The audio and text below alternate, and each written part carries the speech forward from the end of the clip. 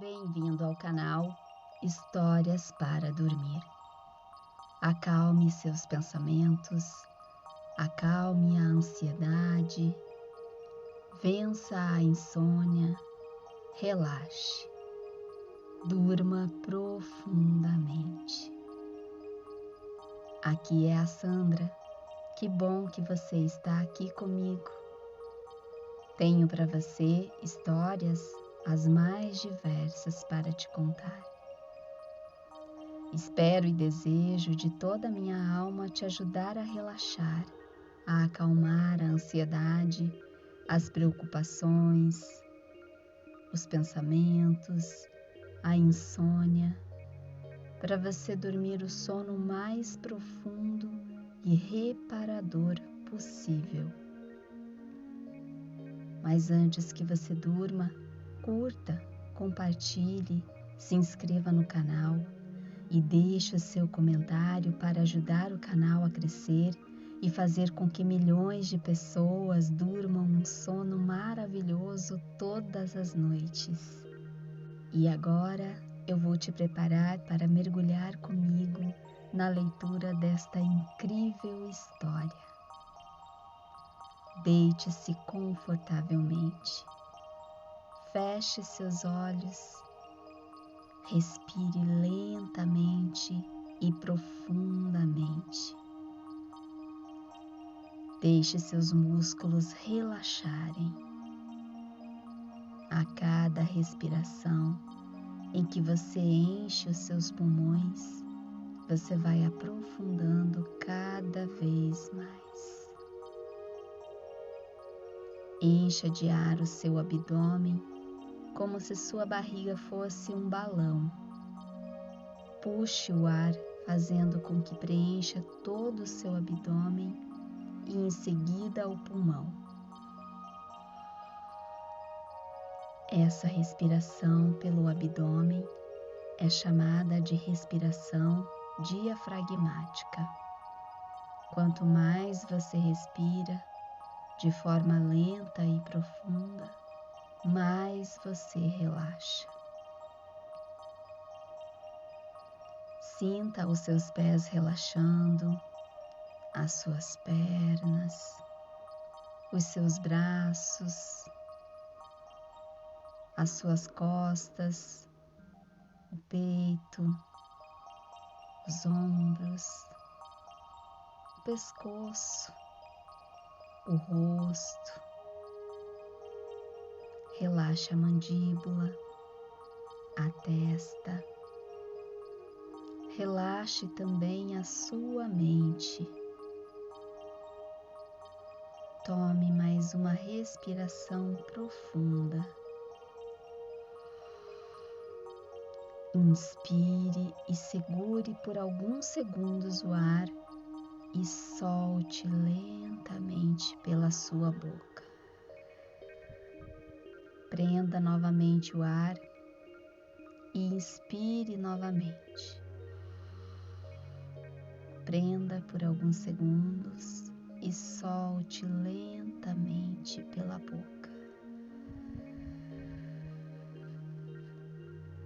Segure por alguns segundos e agora uma última tomada de respiração profunda.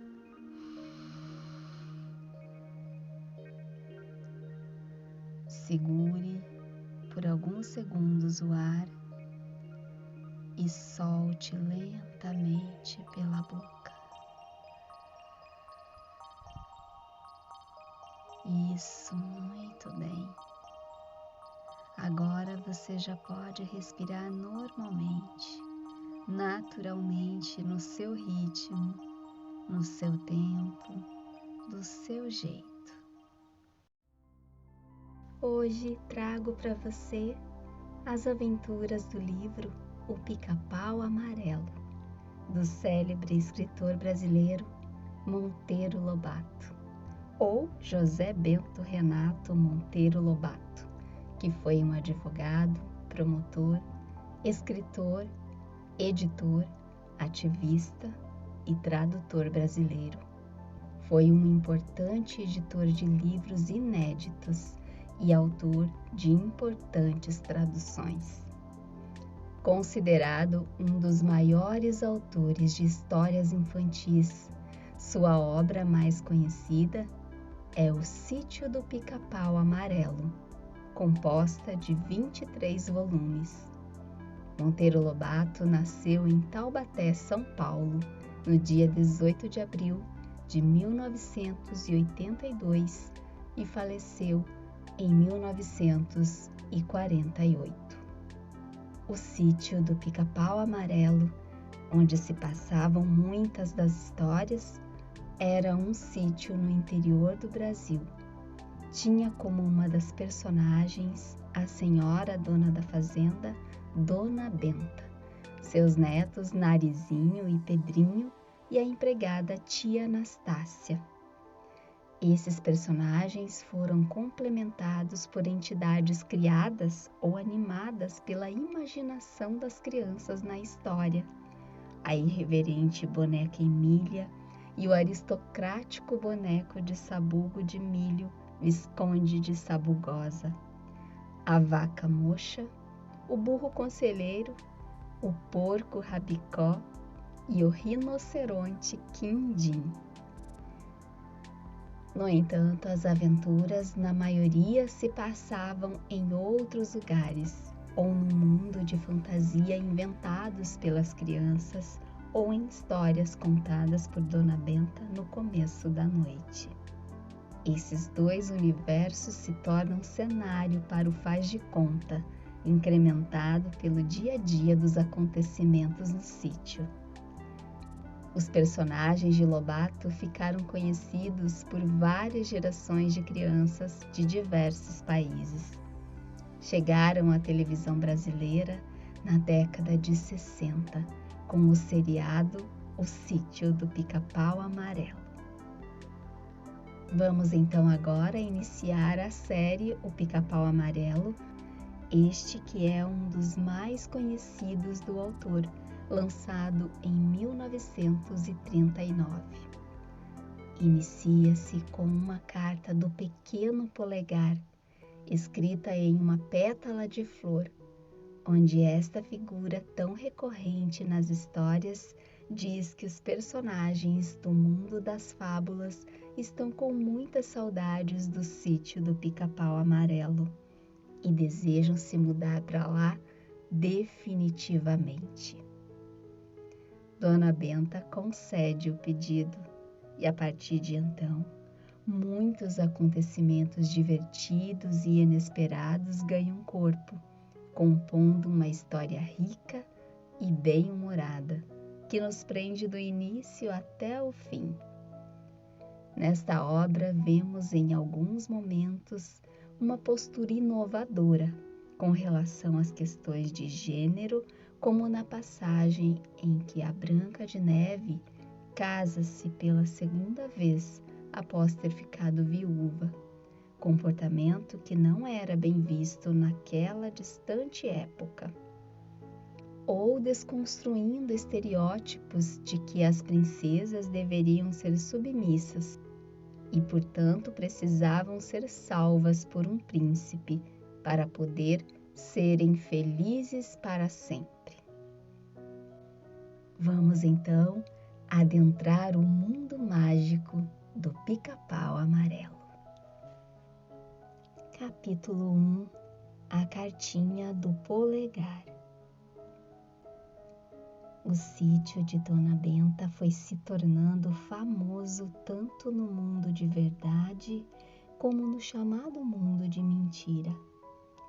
O mundo de mentira, ou mundo da fábula, é como a gente grande costuma chamar a terra e as coisas do país das maravilhas. Lá onde moram os anões e os gigantes, as fadas e os sacis, os piratas como o Capitão Gancho e os anjinhos como Flor das Alturas. Mas o mundo da fábula não é realmente nenhum mundo de mentira, pois o que existe na imaginação de milhões e milhões de crianças é tão real como as páginas deste livro. O que se dá é que as crianças, logo que se formam em gente grande, fingem não mais acreditar no que acreditavam. Só acredito no que vejo com meus olhos, cheiro com o meu nariz, pego com minhas mãos ou provo com a ponta da minha língua, dizem os adultos. Mas não é verdade. Eles acreditam em 1000 coisas que seus olhos não veem, nem o nariz cheira, nem os ouvidos ouvem, nem as mãos pegam. Deus, por exemplo, disse Narizinho. Todos creem em Deus e ninguém anda a pegá-lo, cheirá-lo, apalpá-lo. Exatamente. E ainda acreditam na justiça, na civilização, na bondade. Em 1000 coisas invisíveis, incheiráveis, impegáveis, sem som e sem gosto. De modo que se as coisas do mundo da fábula não existem, então também não existem nem Deus, nem a justiça, nem a bondade, nem a civilização, nem todas as coisas abstratas. Eu sei o que quer dizer abstrato, disse Emília. É tudo quanto a gente não vê, nem cheira, nem ouve, nem prova, nem pega, mas sente que há. Muito bem. Logo o mundo da fábula existe, com todos os seus maravilhosos personagens. E tanto existe, declarou Dona Benta, que tenho aqui uma carta muito interessante recebida hoje. É de mamãe, já sei, murmurou Pedrinho aborrecido, com medo que fosse carta de Dona Antonica, chamando-o para a cidade. Errou, meu filho.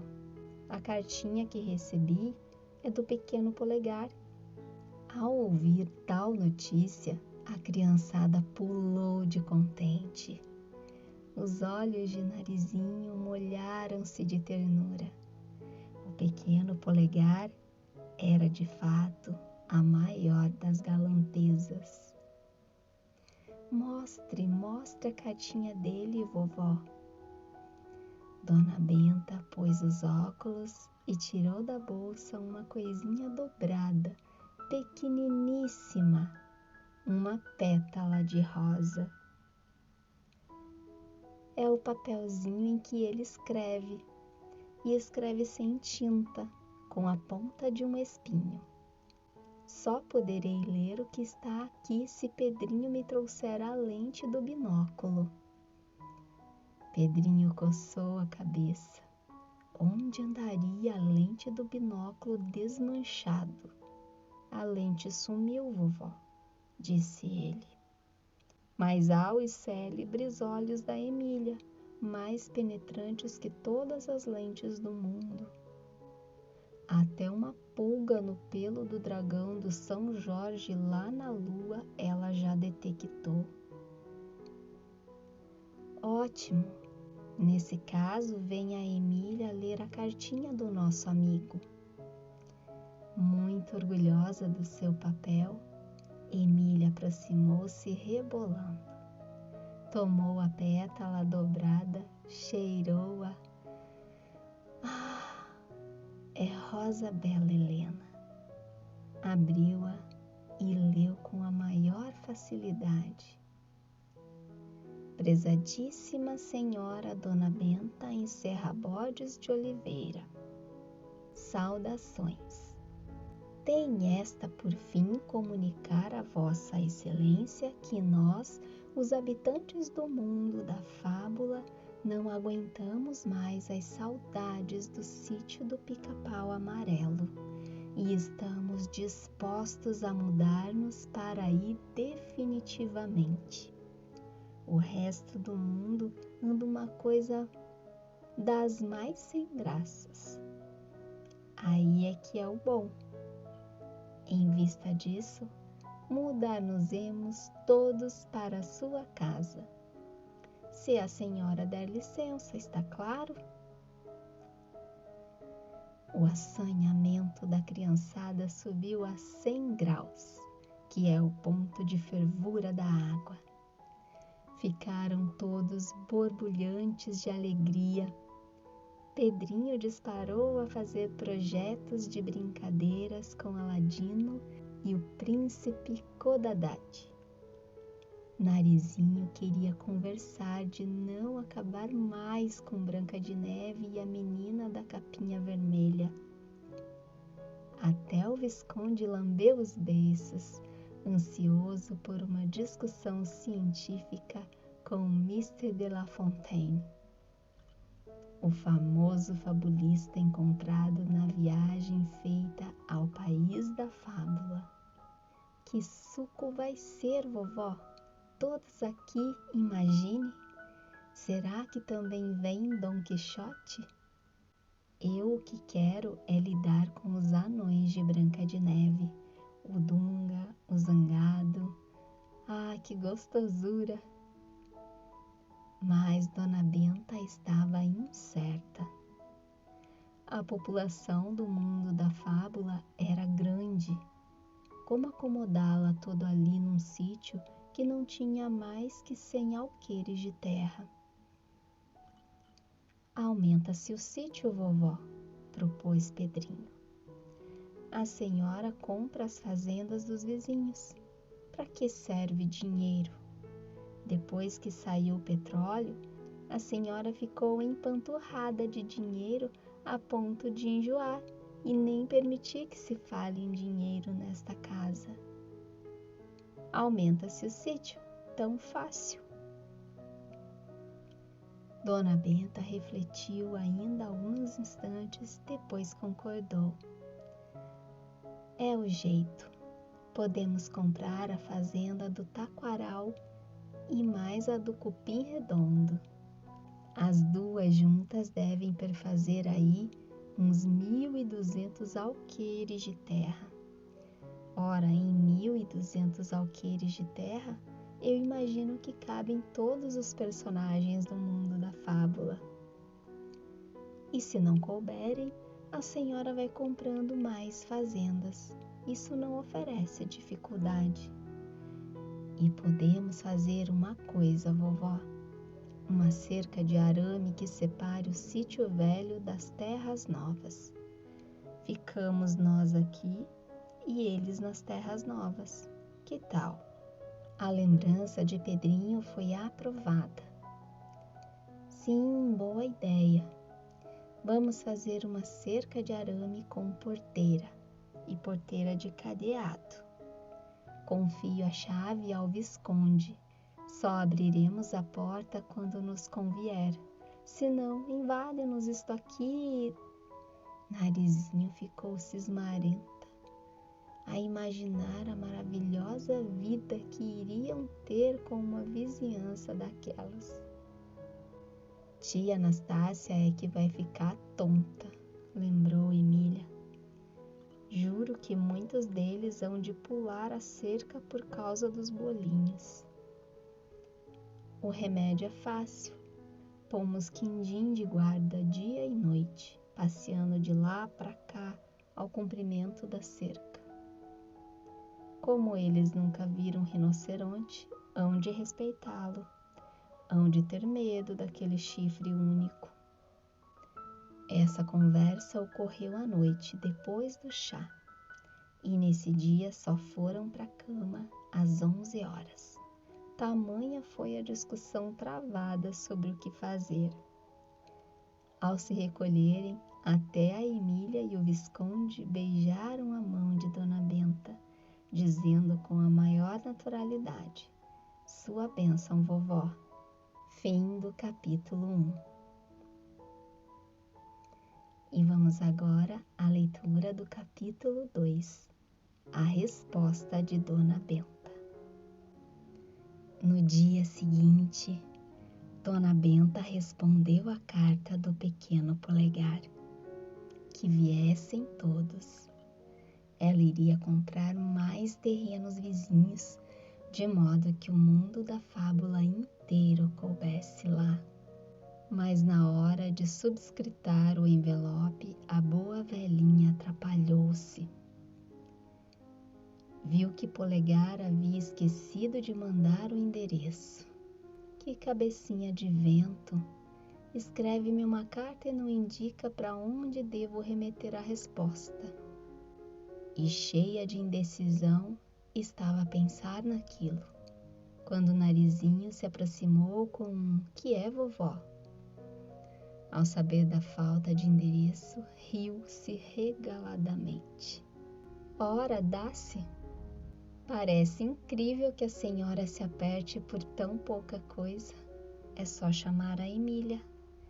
Emília! Emília! Emília surgiu rebolando. Venha resolver um caso que está atrapalhando vovó. Polegar escreveu, mas esqueceu de botar o endereço. Vovó não sabe para onde mandar a resposta. Emília deu uma risada gostosa. Ah, meu Deus! Que bicho bobo é gente grande! Morrem de lidar com as maravilhas e não aprendem nada. Não aprendem essa coisa tão simples que é o faz de conta. Me dá aqui a carta. Dona Benta, de boca entreaberta e olhar admirado, foi-lhe entregando a cartinha de resposta. Emília agarrou-a e leu-a. Isso é falta de delicadeza, Emília, ler carta dos outros, observou o Narizinho. É falta de delicadeza quando a carta vai pelo correio. No sistema do faz de conta não é, porque faz de conta que não li. Li para ver se vovó não nos traiu. Emília, Emília! Gritou o Narizinho com severidade. Como se atreve a fazer semelhante juízo de vovó?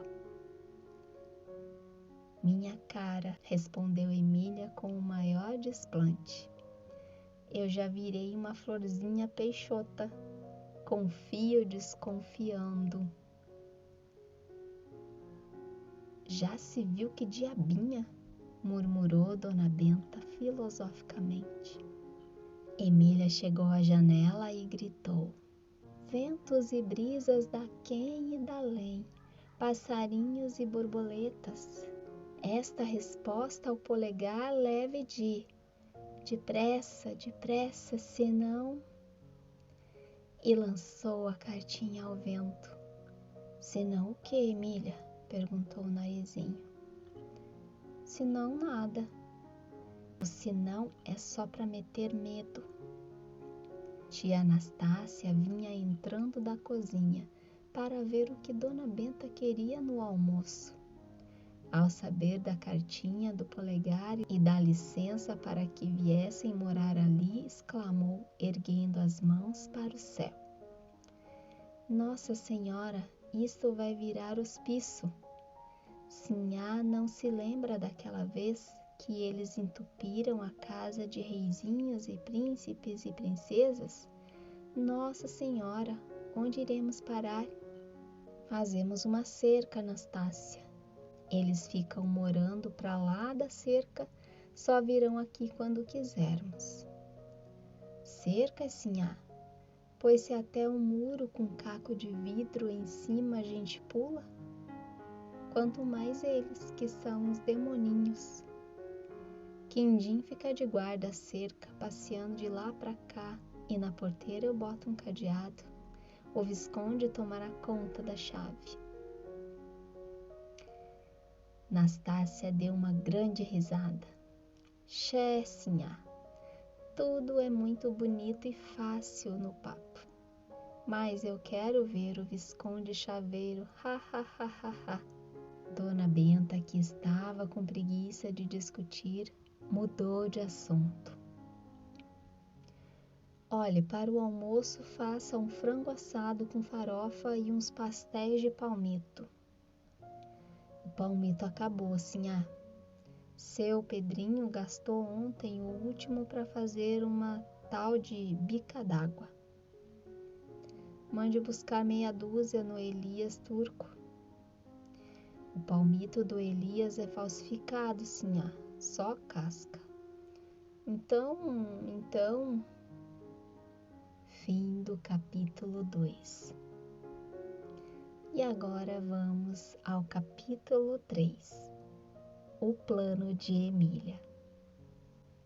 Dona Benta mandou chamar os donos das fazendas vizinhas para propor-lhe a compra das propriedades. Nenhum quis vender. Eram fazendas que não valiam nada, mas como Dona Benta tinha fama de muito dinheiro, todos trataram de aproveitar-se. Dona Benta, porém, não era das que vão na onda, não aumentou a oferta. Depois que os homens se retiraram, chamou os meninos. Esses homens querem aproveitar-se da situação. Fingem não querer vender as fazendas. Tudo para me explorar. Que acha que devo fazer, Pedrinho? Pedrinho, danado com os fazendeiros, imaginou logo uma solução violenta: comprar as fazendas à força, agarrá-los e obrigá-los a assinar as escrituras com um revólver encostado na nuca de cada um. Absurdo, meu filho! Os processos violentos nunca dão bons resultados. Temos que estudar um meio jeitoso. Isso de jeito é cá comigo, gritou a Marquesa de Rabicó. Entregue-me o caso que num instante estará resolvido. Pois vamos ver, disse Dona Benta. Fale com os homens e dê lá os jeitinhos necessários. Não ofereço mais de 400 mil cruzeiros pelas 2 fazendas, e é muito. Não valem nem 200. Emília chamou de parte o Visconde para a discussão do assunto. Em seguida foram os dois ao pasto, montaram no burro falante e saíram em procura dos fazendeiros. Encontraram-nos na venda do Elias, bebendo cerveja entre grandes risadas. Desta vez a velha nos paga, diziam eles. Havemos de lhe arrancar o couro e cabelo.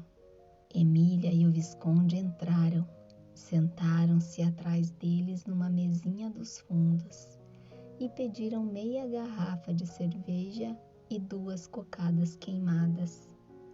E puseram-se a conversar com ares misteriosos. Aquilo imediatamente intrigou os fazendeiros. Pois é, dizia a Marquesa para o Visconde, muito baixinho, mas de modo que os homens ouvissem. A bicharia já está embarcada. 200, 100 machos e 100 fêmeas, e rinocerontes dos mais ferozes, caçados de fresco no Uganda, lá no sul da África. Mas então é verdade? Perguntou o Visconde com o maior fingimento. Pensei que fosse brincadeira. Brincadeira nada. Dona Benta não brinca. Vai fazer aqui a maior criação de feras do mundo. Chegam agora esses 200 rinocerontes ferocíssimos. Depois vêm os leões que estão sendo caçados, 300 leões. E mais 150 tigres de Bengala, daqueles que só se alimentam de gente. E as panteras negras, 100. Isso sem falar nos ursos brancos do polo, nem nos lobos da Rússia, nem naquelas cobras da Índia que têm capelo venenosíssimas. Os fazendeiros de boca aberta entreolhavam-se assustados. Emília continuou. A criação de feras de Dona Benta será a maior do mundo, mas os vizinhos vão sofrer com isso. Toda a gente sabe que os animais caseiros burros, bois, cavalos, etc., têm um verdadeiro horror pelas grandes feras. Adivinham-nas de longe pelo cheiro e morrem de medo. Fogem com quantas pernas têm. Estou com dó dessas fazendas. Vão ficar a pé, sem um cavalo, um burro, um boi. O vento leva para lá o cheiro dos leões e dos tigres e a animalada mansa dispara. Mas esses vizinhos podem processar Dona Benta, lembrou o Visconde. Ela já mandou estudar esse ponto por um bom advogado do Rio. As leis não tratam do assunto. Se eles processarem Dona Benta, perdem as demandas e ainda têm de pagar as custas. Não tem lei nenhuma que proíba cheiros em fazendas. A conversa prosseguiu nesse tom cochichado até o fim da cervejinha. Depois pagaram a conta e saíram, muito lampeiros. Os dois homens ficaram com caras de asno, a olhar um para o outro. E esta, compadre? Se o raio da velha vai mesmo fazer isso, nossas fazendas, que já pouco valem, ficarão valendo ainda menos. Aquilo que o pelotinho de gente disse é certo. Os animais têm um medo horrível às onças e outras feras. Assim que farejam alguma por perto, fogem loucos de terror. Isso é coisa das mais sabidas. Pensando bem, disse o segundo, o verdadeiro é aceitarmos a proposta da velha. 400.000 cruzeiros pelas duas fazendas é até muito dinheiro, porque não valem 200, nem 180. O café está de rastos, porco não dá nada, algodão ou curu querer come. Quanto mais eu trabalho em minha fazenda, mais endividado fico. O melhor é aceitarmos a proposta da velha. Nesse mesmo dia voltaram os dois ao Pica-Pau Amarelo. O preço que a senhora nos oferece, disse um deles, é fraquinho. Mas nós, cansados já desta vida de fazenda, resolvemos ceder. Pode marcar o dia para as escrituras. Amanhã, foi a resposta de Dona Benta, muito admirada da reviravolta operada neles. Que seria que os fez mudar assim tão repentinamente? Dona Benta interpelou-os. Os fazendeiros coçaram a cabeça. Coisas da vida, minha senhora. Fomos à venda do Turco beber uma cervejinha e pensamos melhor sobre o caso. Estamos velhos e cansados, é isso. Nesse instante, Dona Benta ouviu o ringido da porteira. Olhou, vinham chegando a Emília e o Visconde, montados no burro falante. Estou compreendendo, murmurou ela consigo. Aqui anda o dedinho da Emília. Depois que os fazendeiros se retiraram, Dona Benta a chamou.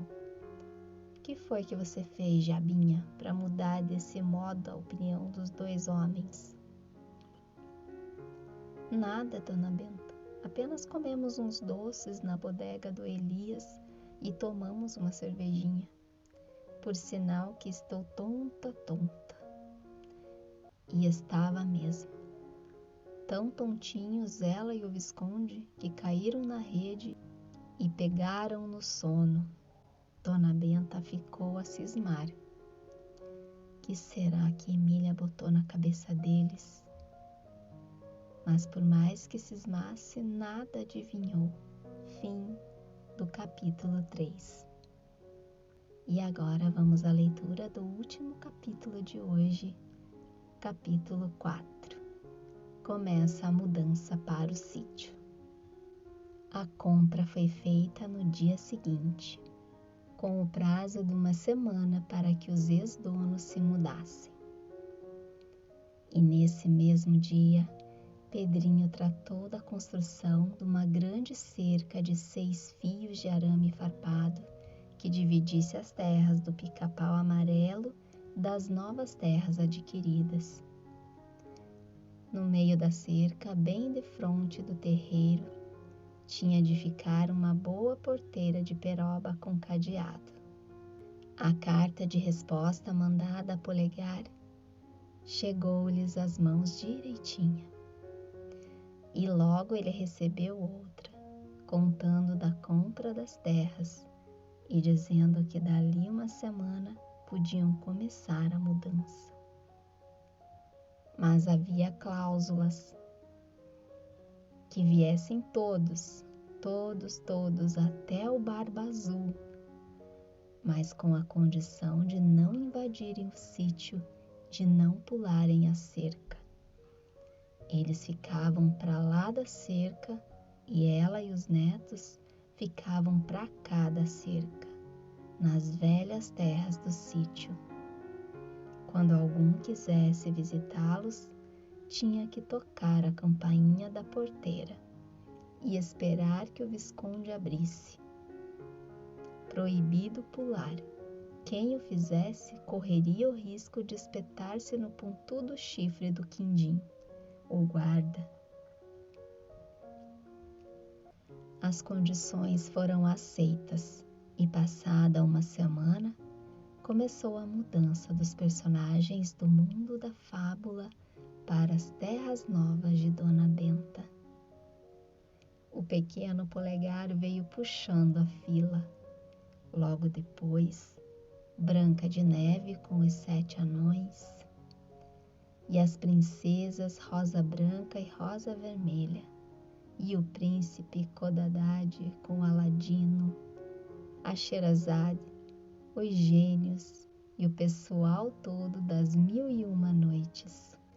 E veio a menina da capinha vermelha, e veio a gata borralheira, e vieram Peter Pan com os meninos perdidos do país do nunca, mais o Capitão Gancho com o crocodilo atrás e todos os piratas, e a famosa Alice do País das Maravilhas, e o Senhor de La Fontaine em companhia de Êxodo, acompanhados de todas as suas fábulas, e Barba Azul com o facão de matar mulher, e o Barão de Munchausen com as suas famosas espingardas de pederneira, e os personagens de todos os contos de Andersen e Grimm.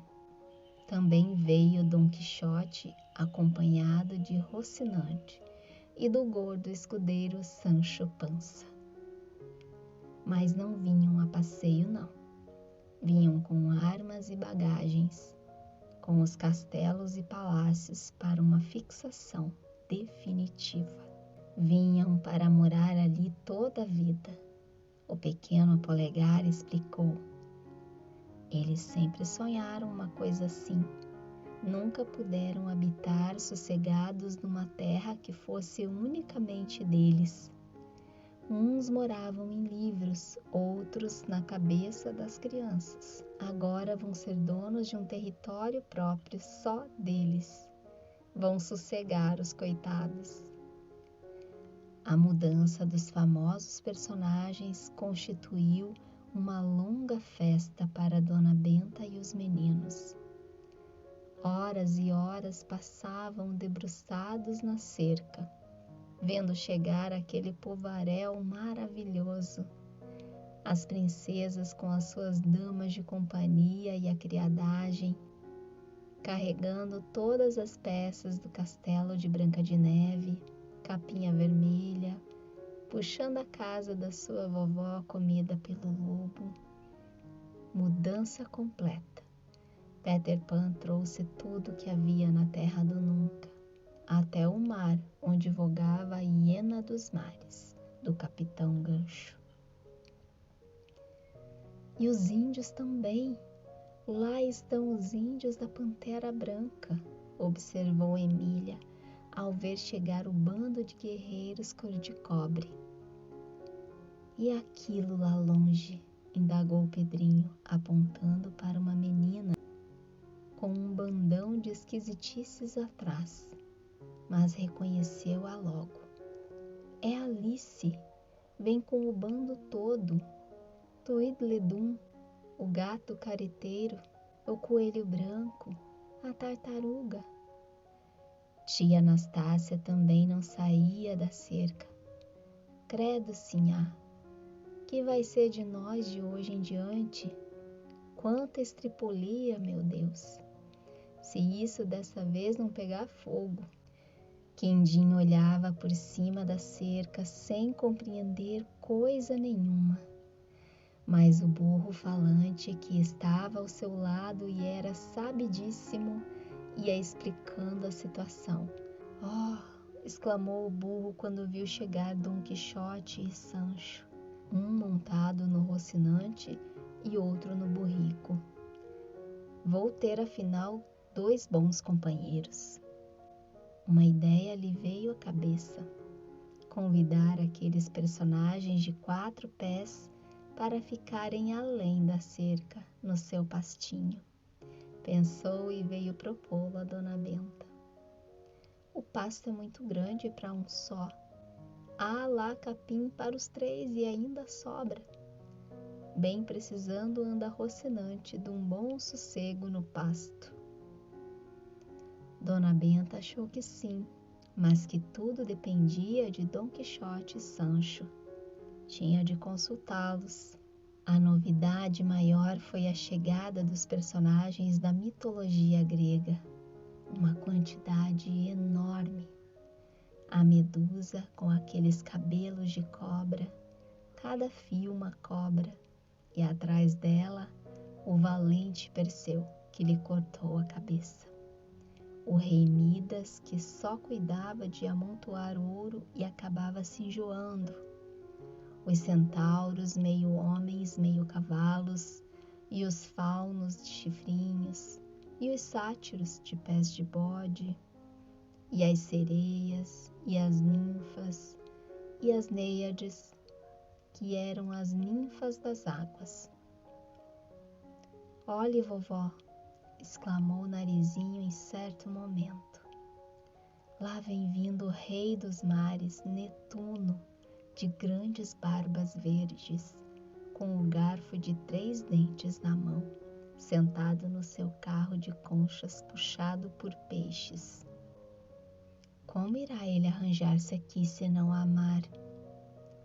A amar, sim, advertiu Emília. Peter Pan já trouxe o mar dos piratas. Só quero ver como Netuno vai acomodar-se com o Capitão Gancho.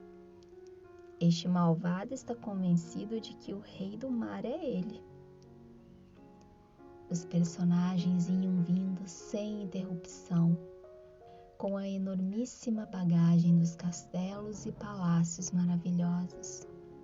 Aquelas terras ordinaríssimas onde só havia saúva e sapé, começaram a transformar-se como por encanto.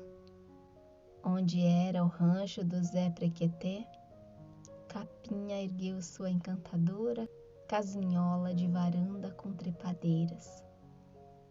Branca de Neve começou a levantar o seu castelo no lindo vale que dava frente para o sítio. Que bom, vovó, comentou o Narizinho. Lá da janela do meu quarto eu posso fazer sinais para as 2. Sinais semafóricos, disse o Visconde. Esses sinais assim, feitos de longe, chamam de semafóricos. É uma combinação de sinais que permite conversar de um ponto para outro, um telégrafo. O Sabinho está afiado hoje, observou Emília. Mas tia Anastácia, que havia voltado para a cozinha, interrompeu a festa com um grito. O jantar está na mesa, depressa, senão esfria. Com grande sentimento, todos deixaram a cerca, porque ainda havia muito que ver. Fim do capítulo 4. Espero que você já tenha dormido profundamente. Se não, se ainda estiver acordado, que tenha ao menos gostado e relaxado com esta incrível história. E que em breve durma tranquilamente e que acorde pela manhã muito bem disposto, renovado por ter dormido tão bem. Aliás, já se imagine assim, dormindo maravilhosamente bem e acordando todas as manhãs feliz, bem disposto, com energia, por ter dormido tão bem durante a noite toda. Vá se entregando ao sono, deixando ele tomar conta de você mais e mais, à medida que você respira e relaxa. Bons sonhos e até o próximo vídeo com muito mais histórias incríveis para você relaxar e dormir.